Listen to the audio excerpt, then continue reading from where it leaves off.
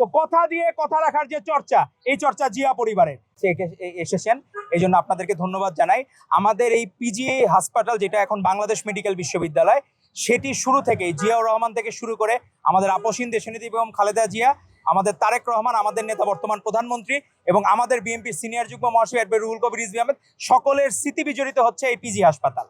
তো এই পিজি হাসপাতালে সকলের স্মৃতি যেহেতু বিজড়িত, তো এখানে আমাদের কাছে মনে হয়েছে যে এখানে যদি আমরা আয়োজনটা করি তাদের দোয়ার জন্য, তাহলে বিষয়টা বাস্তবিক হবে এবং যৌক্তিক হবে। আজকে এমন একজন ব্যক্তির আজকে সুস্থতা কামনায় আমরা দোয়ার আয়োজন করেছি।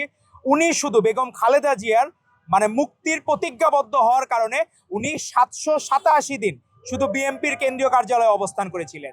উনি শুধু ধারণ করেছিলেন যে আমার নেত্রী মুক্ত না হওয়া পর্যন্ত আমি পার্টি অফিস ছেড়ে যাব না।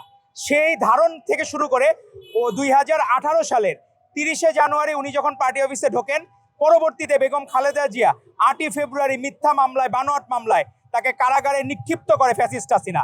শিয়া বাটার ও ভিটামিন সমৃদ্ধ লিলি বিউটি সোপ, তারুণ্যময় উজ্জ্বল ত্বকের জন্য।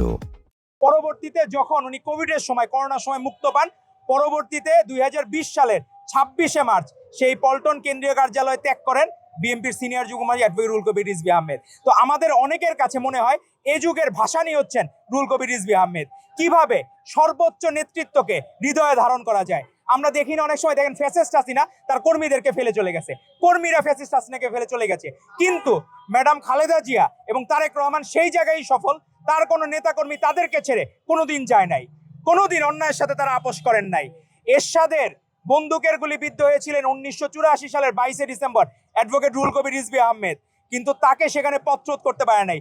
দেশপ্রেমের যাত্রা, উনি অগ্রগামী ছিলেন, প্রতিটি আন্দোলন সংগ্রামে তার ভূমিকা ছিল প্রশংসনীয়। আজকে উনি যে নিজের নেত্রীর প্রতি যে ভালোবাসা দেখিয়েছেন, শ্রদ্ধাবোধ দেখিয়েছেন, 787 দিন নিজের ফ্যামিলিকে স্যাক্রিফাইস করে যেভাবে থাকা যায়, এটি আমাদের ভবিষ্যৎ প্রজন্মের জন্য আদর্শ। ভবিষ্যৎ প্রজন্ম যদি বলা হয় যে আপনি কেমন মজলুম রাজনীতিবিদ হতে চান, তাদের কাছে আদর্শের নাম হবেন মাওলানা আব্দুল হামিদ খান ভাসানী, শহীদ রাষ্ট্রপতি জিয়াউর রহমান মৃত্যুম, খালেদা জিয়া, তারেক রহমান, পরবর্তীতে আসবে রুহুল কবির রিজভী আহমেদের মতো নাম। তারা দেশকে এবং তার নেতাকে যেভাবে হৃদয়ে ধারণ করেন, সেটি আমাদের প্রত্যেকটা ছাত্রদল নেতা কর্মীর উচিত সেভাবে ধারণ করা। আজকে আমাদের প্রধানমন্ত্রী তারেক রহমান উনি কথা দিয়েছিলেন ফ্যামিলি কার্ড করবেন, উনি নিজে প্রজ্ঞাপন জারি করেছেন। ঈদের আগে হয়তো আনুষ্ঠানিকভাবে আমরা ফ্যামিলি কার্ডের যাত্রা শুরু হবে। খাল খনন শুরু হয়ে গেছে, বৃক্ষরোপণ শুরু হয়ে গেছে। যুব ও ক্রীড়া মন্ত্রণালয় থেকে যারা কর্মসংস্থানের ব্যবস্থা করা দরকার, সেখানে ফ্রিল্যান্সিং এর ভিত্তিতে কাজ শুরু হয়ে গেছে। ইমাম মুয়াজ্জিমদের এবারই হচ্ছে ঈদের ভাতা দেওয়া হবে। তো কথা দিয়ে কথা রাখার যে চর্চা, এই চর্চা জিয়া পরিবারের প্রত্যেকটা জায়গায় জীবন দিয়ে কথা রেখেছেন বেগম খালেদা জিয়া। তারই যোগ্যত্বশীলে আমাদের তারেক রহমান আজকেও সচিবালয়ে উনি 9টা 5 মিনিটে প্রবেশ করেছেন। গতকাল ছুটির দিন ছিল, তিনি সেখানে অফিস করেছেন। তো দেশকে ভালোবেসে বাংলাদেশ ভবিষ্যতেই ফার্স্ট অল কান্ট্রি হবে, সেটি আমাদের প্রত্যাশা থাকবে।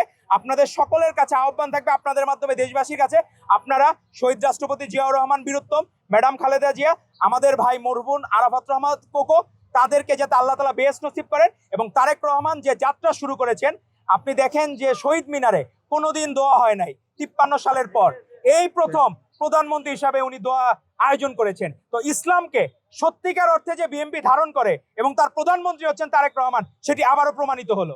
কোনোদিন আপনারা দেখবেন বিরোধী দলীয় নেতা কোনোদিন যায় নাই শহীদ মিনারে, এই প্রথম গিয়েছে। তো বিষয়টা আমাদেরকে আমরা স্বাগত জানাই, কিন্তু মুখে মধু অন্তরে বিষ নিয়ে যাতে তারা এই যাতায়াত না করেন। তারা যাতে সত্যিকার অর্থে বাংলাদেশের শহীদদের, ভাষা শহীদদের, মুক্তিযুদ্ধের শহীদদের, 24-এর গণঅভ্যুত্থানের শহীদদের যাতে মন থেকে ধারণ করেন, যেটি ধারণ করছেন আমাদের নেতা তারেক রহমান প্রধানমন্ত্রী। ওনার এই যাত্রা শুভ হোক এবং ওনার নেতৃত্বে বাংলাদেশ ইনশাল্লাহ স্বপ্নের, সাম্য ও মানবিক বাংলাদেশ গড়ে উঠবে ইনশাল্লাহ।